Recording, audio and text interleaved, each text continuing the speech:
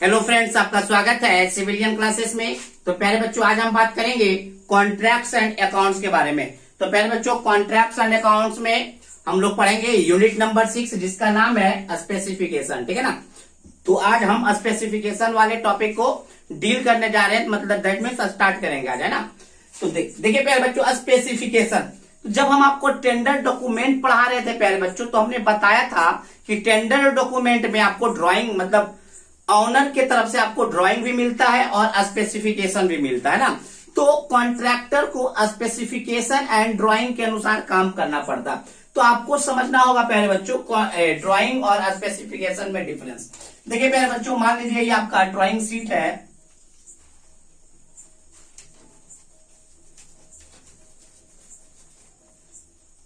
मान लीजिए प्यारे बच्चों, ये ड्राइंग शीट है, इसमें लिखा हुआ है कि आपको 8 बाई 8 का रूम बनाना है।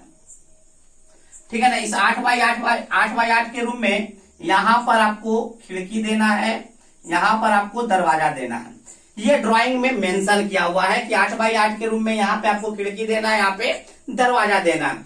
बट प्यारे बच्चों, ड्राइंग में ये नहीं लिखा हुआ होता है कि किस लकड़ी का दरवाजा देना है, किस लकड़ी का आपको खिड़की देना है, किस क्वालिटी में बनाना है, कौन सा डिजाइन बनाना है। बात समझ में। यहाँ पे सिर्फ ड्राइंग से दिखा दिया जाता है कि रूम का साइज 8 बाई 8 है, यहाँ पे खिड़की यहाँ पे डाला जाएगा और डोर यहाँ पे डाला जाएगा। बट ये नहीं बताया जाता कि डोर एंड विंडो जिस लकड़ी का बनाया जाएगा उस लकड़ी का क्वालिटी क्या होगा।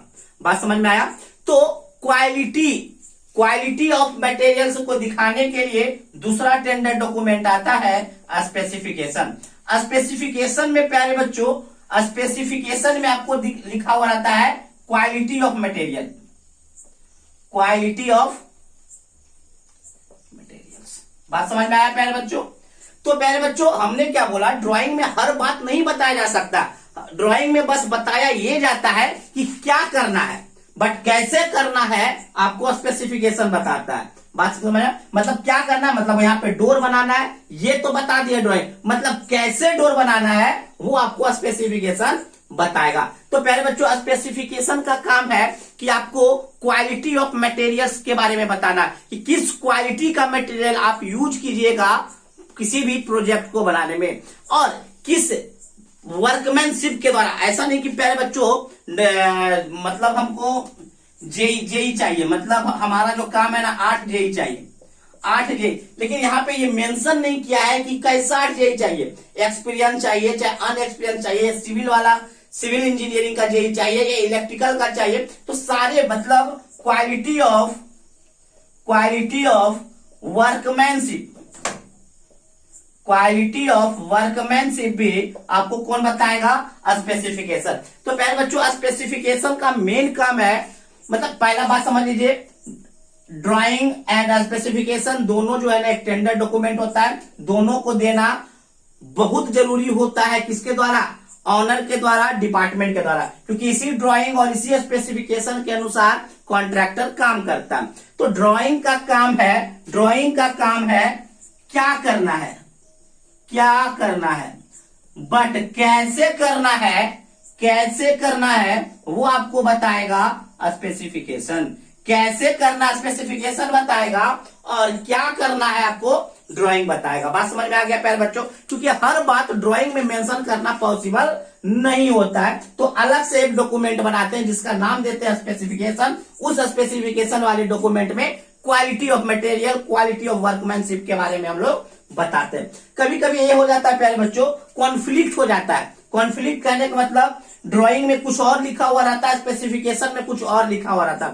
तो अगर ऐसा चीज हो, ऐसा बात हो कि दोनों में कुछ और लिखा हुआ है, तो ज्यादा इंपॉर्टेंस हम देंगे स्पेसिफिकेशन वाले बात पर। बात समझ में आ गया। तो चलिए प्यारे बच्चों, यही बात हम यहाँ पे लिखे हुए हैं, इसको समझा देते हैं।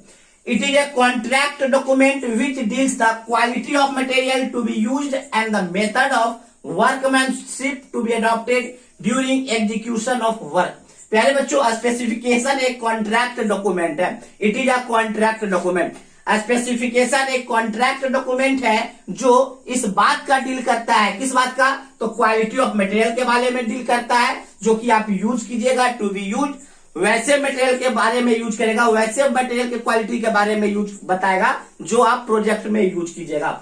और किस प्रकार से वर्कमैनशिप मतलब मेथड ऑफ वर्कमैनशिप भी बताएगा कि कैसे आप एडॉप्ट कीजिएगा किसी भी काम को एग्जीक्यूट करने के दौरान। मतलब प्यारे बच्चों, स्पेसिफिकेशन एक कॉन्ट्रैक्ट डॉक्यूमेंट है जो यह डील करेगा कि किस क्वालिटी का मटेरियल लगाना है और किस मेथड से आपको वर्कमैनशिप को एडॉप्ट करना है, ग्रहण करना है किसी भी प्रोजेक्ट के काम को एग्जीक्यूट करने से के समय। ठीक है ना। दैट मीन्स इसका मतलब क्या है, इन इंजीनियरिंग यहाँ पे कोमा दे दीजिए। इन engineering specification contains detail description of workmanship and material. पहले बच्चों हम बोल सकते हैं कि इंजीनियरिंग में स्पेसिफिकेशन का मतलब होता है डिटेल डिस्क्रिप्शन देना वर्कमैनशिप और मटेरियल्स के बारे में। बात समझ में आ गया पहले बच्चों। Next, it is difficult to show everything in drawing. पहले बच्चों, ड्राइंग में हर चीज को शो करना पॉसिबल नहीं है। सो दैट इसीलिए details of material and workmanship are recorded separately known as specification. हमने क्या बोला प्यारे बच्चों कि हर बात को ड्राइंग में दिखाना डिफिकल्ट है, मुश्किल है, इसीलिए मटेरियल्स का डिटेल और वर्कमैनशिप का डिटेल जो होता है ना अलग से सेपरेटली रिकॉर्ड करते हैं और उस सेपरेटली जो जहां रिकॉर्ड करते हैं उसको हम लोग स्पेसिफिकेशन कहते हैं। इन जनरल भाषा में हम बोल सकते हैं drawing show what is to be done. Drawing बताता है क्या करना है, what is to be done, क्या करना है। जनरली ड्राइंग ये बताता है या शो करता है कि आपको क्या करना है। ठीक है ना। वेयर एज जबकि specification show how is to be done, but आपको स्पेसिफिकेशन ये शो करता है कि किसी काम को कैसे करना है। ड्राइंग बताता है क्या करना है और स्पेसिफिकेशन बताता है कैसे करना है। ठीक है ना। Next, in case of conflict, अगर दोनों बातों में कुछ कॉन्फ्लिक्ट आता है, कुछ बाधा आता है, ये कुछ और बता रहा है ड्राइंग और स्पेसिफिकेशन कुछ और बता रहा है ना। तो in case of conflict between specification and drawing the specification shall govern the drawing. तो स्पेसिफिकेशन जो होगा ड्राइंग के ऊपर माना जाएगा। दैट मीन्स स्पेसिफिकेशन के बात को मानना पड़ेगा। तो ये था प्यारे बच्चों स्पेसिफिकेशन का डिफिनीशन, इंट्रोडक्शन। अब हम ये देखेंगे नेसेसिटी ऑफ स्पेसिफिकेशन। स्पेसिफिकेशन का क्या इंपॉर्टेंस है, क्या जरूरत है। चलिए पहले आप इसको नोट डाउन कर लीजिए।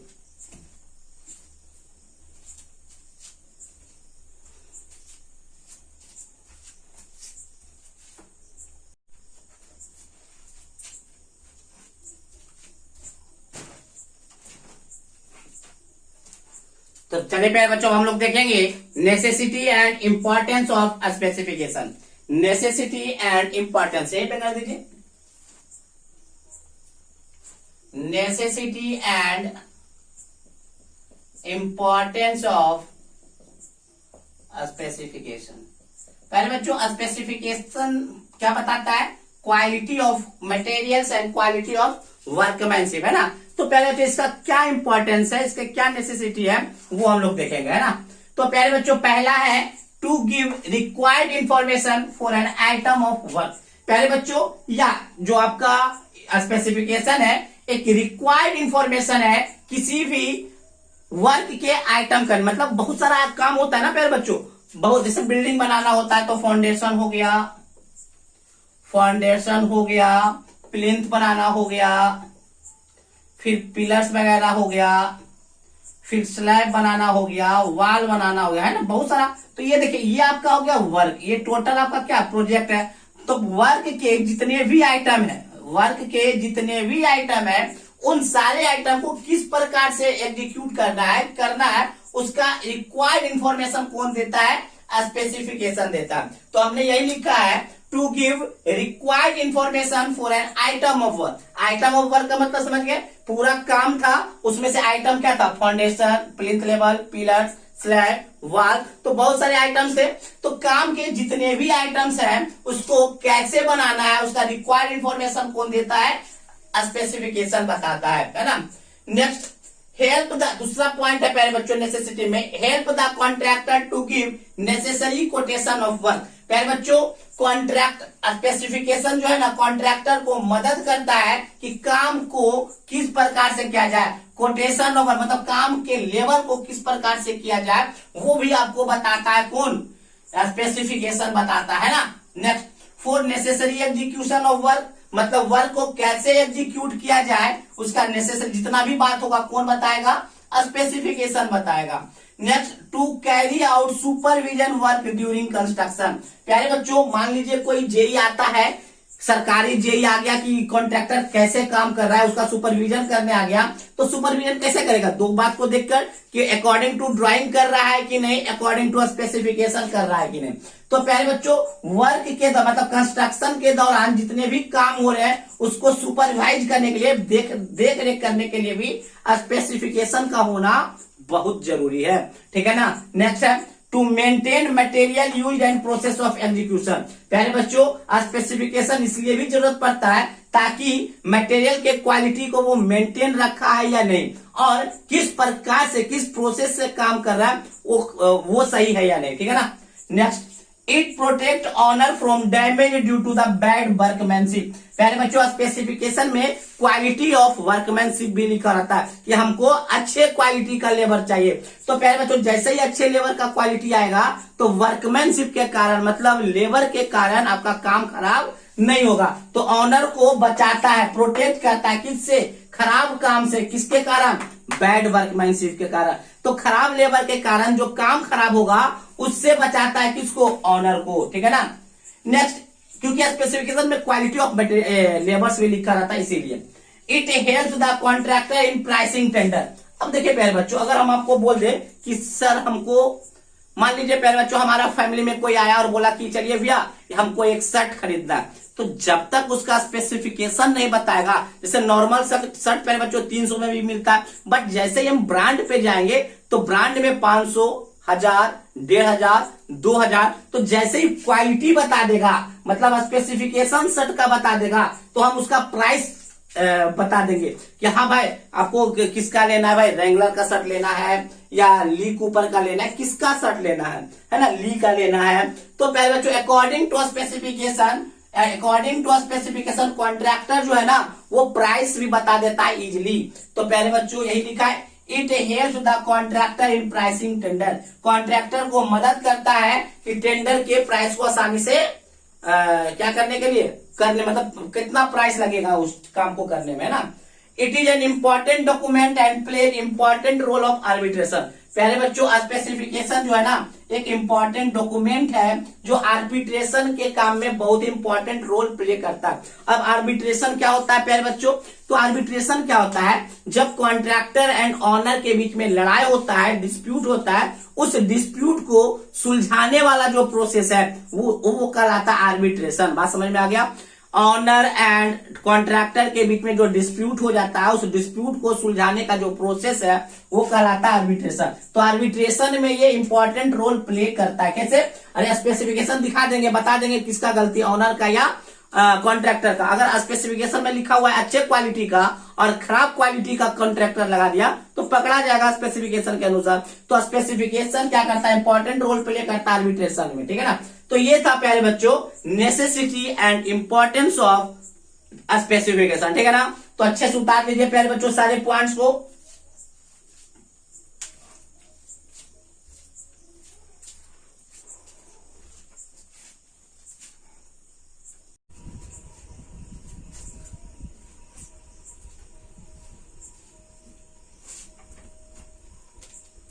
तो प्यारे बच्चों अगला हेडिंग आप लोग देंगे points to be observed in framing the specification of an item. किसी भी आइटम्स का स्पेसिफिकेशन को लिखने के दौरान, फ्रेम करने के दौरान आपको किस किस बात पे, किस किस पॉइंट पे ऑब्जर्व करना है, उन सारे पॉइंट्स को हम लोग देखेंगे। हमने क्या बोला, जब किसी भी काम का आप स्पेसिफिकेशन लिखते हैं, किसी भी आइटम का स्पेसिफिकेशन आप लिखने जाते हैं तो किस किस पॉइंट पे आप चर्चा करते हैं, क्या क्या आप ऑब्जर्व करते हैं, उन सारे पॉइंट्स को हम लोग देख रहे हैं, ठीक है ना। तो पहला प्यारे बच्चों देखिए स्पेसिफिकेशन जो है ना बहुत ही इंपॉर्टेंट डॉक्यूमेंट होता है। तो जब ये इंपॉर्टेंट डॉक्यूमेंट है प्यारे बच्चों तो इसको लिखने वाला भी बहुत ही पढ़ा लिखा होना चाहिए, है ना। तो इसीलिए प्यारे बच्चों स्पेसिफिकेशन जो है ना मेनली इंजीनियर्स या आर्किटेक्चर्स के द्वारा लिखा जाना चाहिए। बस में पहला पॉइंट ये होना चाहिए, याद रखना चाहिए कि जब भी स्पेसिफिकेशन को लिखना हो ना तो इंजीनियर्स या आर्किटेक्चर्स के द्वारा ही लिखना चाहिए, लिखाना होना चाहिए। Specification are prepared by engineers और आर्किटेक्ट। पहला यही पॉइंट है जिसको ऑब्जर्व करना है कब, स्पेसिफिकेशन को फ्रेम करने के दौरान, कि जितने भी स्पेसिफिकेशन के पॉइंट्स होंगे ना वो प्रिपेयर किए जाना होना, किसके द्वारा किया होना चाहिए, इंजीनियर्स और आर्किटेक्ट के द्वारा। At the time of writing, प्यारे बच्चों स्पेसिफिकेशन को फ्रेम करने के दौरान, लिखने के दौरान, the specific it is not known to you who is contractor. प्यारे बच्चों जब आप स्पेसिफिकेशन को लिख रहे होते हैं तो आपको ये पता नहीं होता है कि कौन सा कॉन्ट्रैक्टर आपके काम को लेगा, क्योंकि प्यारे बच्चों स्पेसिफिकेशन तो टेंडर के ही साथ चला जाता है। तो अब टेंडर भराता है, उसमें से कौन सा कॉन्ट्रैक्टर उसमें पार्टिसिपेट लेता, कौन से कॉन्ट्रैक्टर को उस प्रोजेक्ट को दिया जाता है, ये तो पता नहीं होता है ना स्पेसिफिकेशन बनाने से के दौरान, है ना।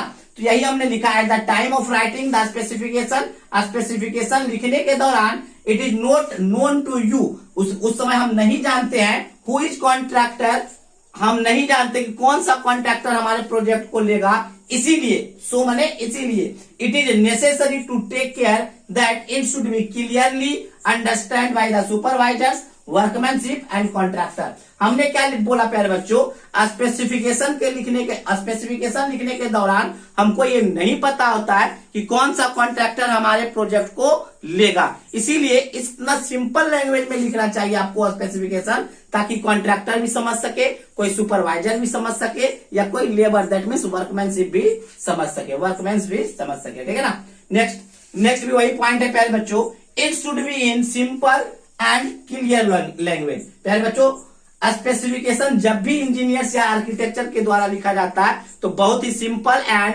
बहुत ही क्लियर लैंग्वेज में लिखा जाना चाहिए, क्योंकि ताकि जितने भी बात स्पेसिफिकेशन में लिखा हुआ हो वो कॉन्ट्रैक्टर भी आसानी से समझ सके, ऑनर भी समझ सके, लेबर भी समझ सके, जो भी काम करा है सारा कोई समझ सके, ठीक है ना। Next, it should be in brief. पहले बच्चों एक बात का और ध्यान दीजिएगा कि जब भी स्पेसिफिकेशन लिखेगा तो ब्रीफली, संक्षेप में लिखेगा, ज्यादा लंबा सेंटेंस नहीं लिखेगा। कभी कभी प्यारे बच्चों जब कोई टीचर आप लोग को पढ़ाता होगा तो बहुत लंबा लाइन लिखा दिया, बहुत लंबा लाइन लिखा दिया, तो आपको समझ में नहीं आता कि क्या लिखा हुआ है। लेकिन अगर छोटा लाइन पॉइंट वाइज लिखाया जाए तो आपको आसानी से समझ में आता है। इसीलिए हम क्या बोले, स्पेसिफिकेशन भी संक्षेप में लिखना है, लॉन्ग सेंटेंस में नहीं लिखना है। तो हमने यही लिखा है, it should be in brief. Specification आपको संक्षेप में होना चाहिए, लॉन्ग सेंटेंस आर अवॉइडेड, जितने लंबे सेंटेंस बनते हैं उसको अवॉइड करना चाहिए, ठीक है ना।